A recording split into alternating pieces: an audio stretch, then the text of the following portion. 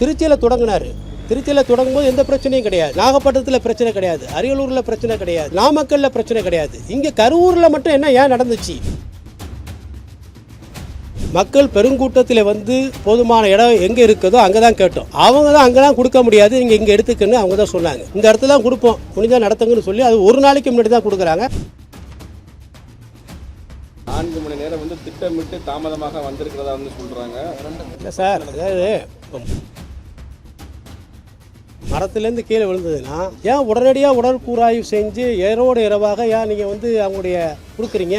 இன்கொஸ்ட் report நடத்துனீங்களா? மரத்துலேருந்து விழுந்ததுக்கும் குழியில் விழுந்ததுக்கும், இந்த லத்தி சார்ஜ் மூலியமாக குழியில் விழுந்ததுக்கும் நிறைய வித்தியாசம் இருக்குது.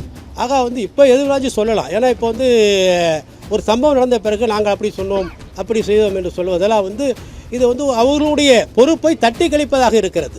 சார் அவங்க வந்து உங்களுக்கு இன்கொஸ்ட் ரிப்போர்ட்டே சொல்லவே சார், எந்த உறவினர்களை வந்து அவங்களை அடையாளம் காமிச்சாங்க, இன்னார எங்களுடைய உறவினர்னு எங்கே இன்கொஸ்ட் ரிப்போர்ட் எப்போ நடத்துனீங்க? அப்போ எதுக்காக இறந்து போனாங்க? அவங்க உண்மையான எத்தனை பேர் இறந்து போனாங்களா, அல்லது ஏற்கனவே மருத்துவமனைகளில் இறந்தவங்களையும் இதில் ஒரு கணக்கு காண்பித்தீர்களா? இதில் நிறைய விஷயங்கள் இருக்குது சார். இப்போ பண்டிகை கால வந்து விடுமுறையில் இப்போ இருக்குது. இந்த அமர்வில் வந்து செவ்வாய்க்கிழமை தான் இந்த மனு தாக்கல் செய்ய முடியும், வெள்ளிக்கிழமை தான் வழக்கு விசாரணைக்கு வரும். ஆமாம். ஆனால் நீங்கள் வந்து நேற்றே வந்து இன்றைக்கி இந்த வழக்கு 2 காலுக்கு விசாரணைக்கு வருதுன்ற மாதிரி சொன்னீங்க. ஆமாம், நேற்று வந்து நாங்கள் நீதியரசருடைய இல்லத்துக்கு சென்று, அதாவது இந்த மதுரையினுடைய பொறுப்பு நீதியரசருடைய இல்லத்திற்கு சென்று நாங்கள் உடனடியாக, ஏன்னா இதில் வந்து நிறையா சிசிடிவி பதிவுகள் இருக்குது, இந்த பதிவுகளை எல்லாம் நீக்குவதற்கான, இந்த தடயங்களை அழிப்பதற்கான வேலைகள் நிறையா இருக்குது. ஏன்னா அந்த இடத்துல லத்தி சார்ஜ் செய்யப்பட்டிருக்கு, அந்த இடத்துல கரண்ட்டை கட் செய்திருக்கிறார்கள். இதுவரை தலை விஜய் அவர்களுடைய இந்த நிகழ்ச்சியில் இதுவரை எங்கேயும் இந்த லத்தி சார்ஜ் செய்யப்படவில்லை. இவ்வளவு போலீஸார் கடைசி நிமிடத்திலே வந்து உள்ளே புகுந்து குழப்பத்தை ஏற்படுத்தியிருக்கிறார்கள். ஆகவே எங்களுக்கு உடனடியாக எங்களுக்கு விசாரணை செய்ய வேண்டும், மாநில அரசு இதை விசாரிக்கக்கூடாது என்று நேற்று நாங்கள் எங்களுடைய இயக்கத்தின் சார்பாக நேற்று நீதியரசரிடத்திலே நேற்று நாங்கள் முறையிட்டோம். அது ஏற்றுக்கொண்ட நீதிபதி அவர்கள் இன்று காலையிலே நீங்கள் மனுவை தாக்கல் செய்யுங்கள், மதியம் நான் வந்து விசாரிக்கிறேன் என்று சொல்லியிருந்தார்கள். அதனுடைய அடிப்படையில் தான் வந்திருக்கிறோம். இதுவரையும் எங்களுக்கு உரிய உத்தரவு வரவில்லை என்று சொன்ன காரணத்தினால் நாங்கள் இங்கே காத்திருக்கிறோம். இப்போ வந்து இல்லை, அதாவது இப்போ இதுவரையும் வாங்கலை, உள்ளே வச்சுருக்கிறாங்க. அவங்க ரிஜிஸ்டர் எங்களுக்கு உத்தரவு வந்த பிறகு நாங்கள் எடுத்து நம்பர் பண்ணுறோம்னு சொல்லியிருக்காங்க. அதான் சார் மெயிலில் அனுப்பிச்சிருக்கிறோம். மெயிலில் அனுப்பிச்சிருக்கிற இது மாதிரி நேற்று வந்து நாங்கள் எங்களுடைய இது வந்து நேற்று நாங்கள் ரெப்ரசன்ட் பண்ணி இன்றைக்கி நாங்கள் கேட்டிருந்தோம். இதுவரையும் எங்களுக்கு எந்த விதமான இது வரலன்னு சொல்லியிருக்காங்க. இப்போ அவங்க கேட்டுக்கிட்டு இருக்கிறாங்க. கேட்ட பிறகு மீண்டும் ஒரு வரை நான் சந்தித்து சொல்கிறேன். இப்போ மெயில் மட்டும் அனுப்பியிருக்கீங்க, டேரெக்டாக காப்பி கொடுக்கலன்னு சார் பண்ணல. டேரெக்டாக வந்து எப்படின்னா, இப்போ ஆக்சுவலாக எல்லாமே ஒரே காப்பியாக தான் நாங்கள் ஃபைல் பண்ண போகிறோம். அது வந்து உடனடியாக வந்து அரசு வக்கீல்கள் அதை எடுத்துக்க போகிறாங்க. அதனால் எல்லாமே ரெடியாக இருக்குது, டைப் செட்டு எல்லாமே ரெடியாக இருக்குது. அந்த ஆவணங்களோடு நாங்கள் இங்கே காத்திருக்கிறோம். ஓகே சார், ஆதவ் அர்ஜுனா, அதாவது இல்லை, தமிழக வெற்றி கழகத்தினுடைய தேர்தல் மேலாண்மை பொதுச் செயலாளர் ஆதவ் அர்ஜுனா அவர்கள் இந்த மனுவை தாக்கல் செய்திருக்கிறார். நேற்று வந்து இந்த மாதிரி பண்ணீங்க. ஏற்கனவே சதீஷ்குமார் ஜேட்டை வந்து ஒரு வழக்கு நிலுவையில் இருக்கு. ஆமாம். மேலும் வந்து இப்போ ஒரு வழக்குக்காண்டி காத்திருப்பு பொதுநல மனு. இந்த சூழலில் ஜாமீன் மனுக்கள் எதுவும் தாக்கல் செய்யப்பட உள்ளதா? அடுத்த கட்ட நடவடிக்கை என்ன சார்? இல்லை, அது தனி. ஏன்னா இன்றைக்கி வந்து இப்போ உடனடியாக வந்து எங்களுக்கு வந்து வேண்டியது பாதிக்கப்பட்டிருக்கக்கூடிய மக்கள், குழந்தைகள் இழந்திருக்காங்க, பெண்கள் இழந்திருக்கிறாங்க, முதியோர்கள் இறந்திருக்காங்க. இந்த பாதிக்கப்பட்ட மக்களுக்கு உரிய இதுக்கு பின்னால் என்ன சதிவலை இருக்குது அதை கண்டுபிடிக்கணும். இது மிகப்பெரிய சதிவலை பின்னப்பட்டிருக்கு அப்படிங்கிறது தான் எங்கள் தமிழக வெற்றி கழகத்தினுடைய குற்றச்சாட்டு. அதுதான் அங்கே இருக்கக்கூடிய லோக்கலில் இருக்கக்கூடிய கட்சிக்காரர்களும் சரி பொதுமக்களும் சரி எங்களுக்கு சொல்லிக்கிட்டு இருக்காங்க. அதற்கான ஆவணங்களையும் அனுப்பிச்சி வச்சுருக்காங்க. அதனால் உடனடியாக எங்களுக்கு வேண்டியது பொதுமக்களுக்கான பாதுகாப்பு, பொதுமக்களுக்கு உரிய நிவாரணம், பொதுமக்களுக்கு உரிய நீதி, அதை தான் பெற்றுத்தரணும். அதுக்கு பிறகு தான் தனிப்பட்ட முறையில் எங்களுடைய பொதுச் செயலாளரோ துணை இணை பொதுச் செயலாளர்களோ எங்களுடைய மாவட்ட நிர்வாகிகளோ அதுக்கு பிறகு அவங்க வந்து பிணை மனுவா அல்லது முன்ஜாமீன் மனுவா என்பதை அவர்கள் முடிவு செய்து கொள்வார்கள். நிச்சயம் ஆதாரங்கள் இருக்குது சார், நிறைய ஆதாரங்கள் இருக்குது. அது நீதிமன்றத்தில் இருக்குது. அதை நாங்கள் இப்போ சொல்ல மாட்டோம். நீதிமன்றத்துக்கு இங்கே வரும்போது நீங்களே தெரிஞ்சுக்கிங்க. இல்லை, அது எனி டைம் நீதிமன்றம் என்னைக்கு கொடுக்குதோ அன்றைக்கி எனி டைம் உடனே புறப்படுவார். இல்லை, இப்போ வந்து விடுமுறை காலமாக இருக்குது. விடுமுறை காலத்தில் நீதிமன்றம் என்ன சொல்லுது, போலீஸ் அங்கேருந்து என்ன தரப்பில் சொல்கிறாங்க, உங்களுக்கு உரிய பாதுகாப்பு கொடுக்க முடியுமா, இதெல்லாம் இருக்குது. இதனுடைய அடிப்படையில் நிர்ணயித்து செல்வார். ஒரே பெட்டிஷனில் சிபிஐயும் கேட்குறீங்க, அந்த கரூருக்கு போகிறதுக்கான பாதுகாப்பு கேட்குறோம். அதேமாதிரி சிசிடிவி பதிவுகளை வந்து நீங்கள் வந்து ப்ரெசர்வ் பண்ணி வச்சு, அதாவது வந்து பாதுகாத்து வச்சுருக்கணும், அதை நீதிமன்றத்தில் ஒப்படைக்கணும் அப்படின்னு கேட்டிருக்கோம். ஒரு நபர் ஆணையத்தோட விசாரணை எப்படி இருக்குன்னு நீங்க எப்படி சார் பாக்குறீங்க? இல்லை ஒரு நபர் விசாரணை கமிஷன் என்பது ஒரு நீதியரசர், ஓய்வு பெற்ற நீதியரசர் பாதிக்கப்பட்டவர்களை சென்று அவர்களுடைய பிரச்சனையை கேட்கலாம். ஆனால் இன்வெஸ்டிகேஷன் என்பது வேறு. இன்வெஸ்டிகேஷன் வந்து கஸ்டோடியல் இன்ட்ராகேஷன், யார் செய்தது, சதிவலை பின்னப்பட்டதை காவல்துறையோ அல்லது சிறப்பு புலனாய்வு குழுவோ சிபிஐ தான் விசாரணை செய்ய முடியும். அதற்கான முகாந்திரம் வந்து ஒரு நபர் கமிஷனர்கிட்ட கிடையாது. அவங்க போய் கஸ்டோடியல் இன்ட்ராகேஷன் எடுத்து விசாரிக்கக்கூடிய அதிகாரம் அவங்களுக்கு கிடையாது. அதனால் வந்து ஒரு வலிமையான அமைப்புன்னு சொன்னால் அது சிபிஐ தான் வந்து இதில் யார் யார் இருக்காங்க. ஏன்னா விஜய் அவர்கள் பேசி கொண்டிருக்கும் பொழுது நீங்கள் பார்த்தீங்கன்னா செருப்பு அடித்து வீசினாங்க. செருப்பு, அதாவது இந்த செந்தில் பாலாஜியை குறித்து கூறிய பிறகு செருப்பு வந்து அவர் மேலே வீசப்பட்டது.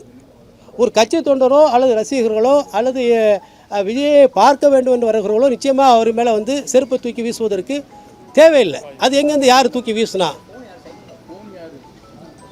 ஆக இதெல்லாம் வந்து இந்த எலக்ட்ரானிக் டிவைசஸ், இதெல்லாம் இந்த ஒரு ஆவணங்களையெல்லாம் நாங்கள் எடுத்து வச்சுருக்கிறோம். இதெல்லாம் நாங்கள் வந்து நீதிமன்றத்தில் நாளைக்கு காமிச்சு நிச்சயமாக இந்த சதி வழியில் பின்னப்பட்டிருக்கிற அனைவரும் தண்டிக்கப்படுவார்கள். இது ஒரு மிகப்பெரிய விஷயமாக இந்த இந்தியாவை வந்து நாளைக்கு உழுக்கெடுக்க போகுதுங்கிறத என்னுடைய.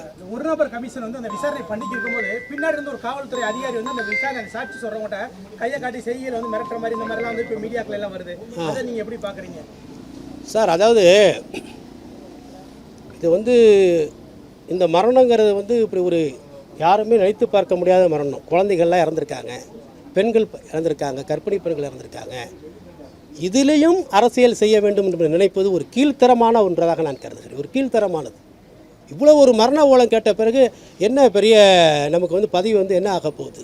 இதிலேயே அரசியல் செய்கிறார்கள் என்றால் அவர்களாம் மனிதர்களே கிடையாது, மனிதர்களே கிடையாது. இதில் வந்து ஒரு உண்மைதான் என்ன அடிப்படையில் நடந்துச்சு. ஏன்னா திருச்சியில் தொடங்கும்போது எந்த பிரச்சனையும் கிடையாது, நாகப்பட்டினத்தில் பிரச்சனை கிடையாது, அரியலூரில் பிரச்சனை கிடையாது, நாமக்கல்லில் பிரச்சனை கிடையாது. இங்கே கரூரில் மட்டும் என்ன ஏன் நடந்துச்சு? கரூரில் மட்டும் நடப்பதற்காக காரணம் என்ன? கரூரில் மட்டும் ஏன் ஏற்கனவே முதல் நாளே வந்து பல்வேறு பத்திரிகைகள் இங்கே கரூரில் நடந்தினால் பல பிரச்சனைகள் ஏற்படும் என்று நிறைய பத்திரிகைகள் சொல்லியிருக்காங்க. இதுக்கெல்லாம் யார் காரணம்? எல்லோரும் ஒரு நபரை தான் வந்து கை நீட்டி சொல்கிறாங்க. அந்த ஊர் மக்களாக இருந்தாலும் சரி, மற்ற மீடியாக்களில் வரக்கூடிய செய்திகளாக இருந்தாலும் மற்றவர்கள் கூட ஒரு நபரை தான் அவர் தான் பின்னால் இருந்து இயக்குவதாக சொல்லியிருக்கிறார்கள். அதை வந்து காவல்துறையோ அல்லது சிபிஐ தான் விசாரணை செய்து கண்டுபிடிக்க வேண்டும். அதுக்காக தான் நாங்கள் வந்து இந்த மனுவை நாங்கள் தாக்கல் செய்ய உள்ளோம். சார், அதாவது அந்த நேற்று ஒரு காவல்துறை அதிகாரி பேட்டி கொடுக்கும்போது நாங்கள் வந்து அந்த ரவுண்டான பக்கத்திலே கூட்டம் அதிகமாக இருக்குது, அங்கேயே பேச சொன்னோம். ஆனால் அவங்க தரப்பில் வந்து இந்த மாதிரி இல்லை, அங்கே தான் பேச முடியாது இல்லை சொன்னதுனால நெரிசல் பிடிச்சி அதெல்லாம் பொய்யுங்க. நாங்கள் வந்து மக்கள் எளிதாக செல்வதற்கும் மக்கள் பெருங்கூட்டத்தில் வந்து போதுமான இடம் எங்கே இருக்குதோ அங்கே தான் கேட்டோம். அவங்க தான் அங்கெல்லாம் கொடுக்க முடியாது, நீங்கள் இங்கே எடுத்துக்கன்னு அவங்க தான் சொன்னாங்க. இந்த இடத்துல தான் கொடுப்போம், முடிஞ்சால் நடத்துங்கன்னு சொல்லி அது ஒரு நாளைக்கு முன்னாடி தான் கொடுக்குறாங்க. அது பத்திரிகைகளில் வந்த செய்தி தான்.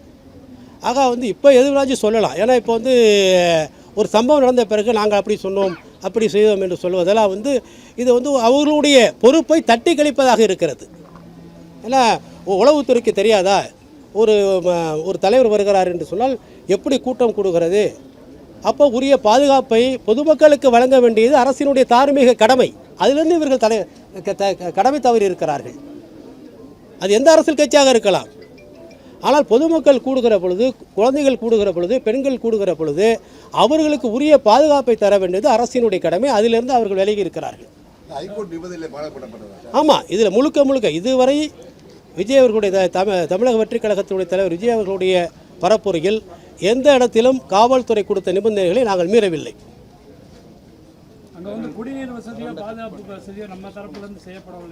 இல்லை, குடிநீர் வந்து கொடுத்துருந்தாங்க. அதே போல் உணவும் ஏற்படப்பட்டது ஒவ்வொரு இடத்துலையும். இப்போ எடுத்துக்கிட்டிங்கன்னா மதுரையில் மாநாடு நடக்கும்போது 2 லட்சம் பேருக்கு வந்து உணவு தயார் செஞ்சுருந்தாங்க.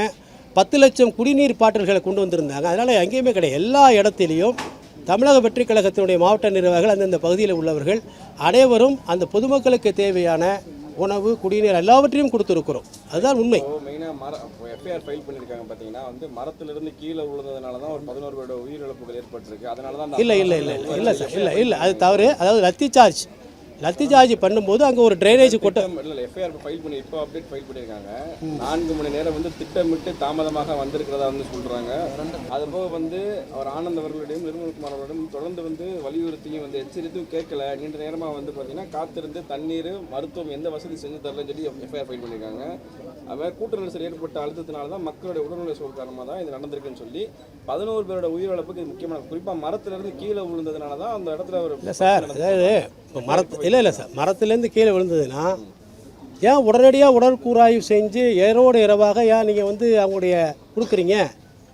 இன்கொஸ்ட் ரிப்போர்ட் நடத்துனீங்களா? மரத்துலேருந்து விழுந்ததுக்கும் குழியில் விழுந்ததுக்கும், இந்த லத்தி சார்ஜ் மூலியமாக குழியில் விழுந்ததுக்கும் நிறைய வித்தியாசம் இருக்குது. இதெல்லாம் வந்து இதுவரையும் உடல் அந்த கூறாய் அந்த சீராய்வு இது வந்து எங்களுக்கு இன்னும் வரவில்லை. இதெல்லாம் வந்த பிறகு நாங்கள் அடுத்த கட்டத்துக்காக முகவும். ஆகவே ஏன் வந்து உடனடியாக, ஏன்னா இரவு வந்து எப்போதுமே வந்து அடாப்சி செய்ய மாட்டாங்க, போஸ்ட்மார்ட்டம் செய்ய மாட்டாங்க. அந்த வழக்கில் இரவோடு இரவாக 39 பேருக்கு செஞ்சுருக்காங்க. இதுக்கு என்ன காரணம்? அதுக்கு போதுமான மருத்துவர்கள் எங்கேருந்து அவங்க இறக்குமதி செய்யப்பட்டாங்க? அந்த உடற்கூறாய்வு செய்வதற்கான அனுபவமோ அவர்களுக்கு அந்த படிப்போ இருக்கிறதா? இதெல்லாம் ஒரு முக்கியமான கேள்வி.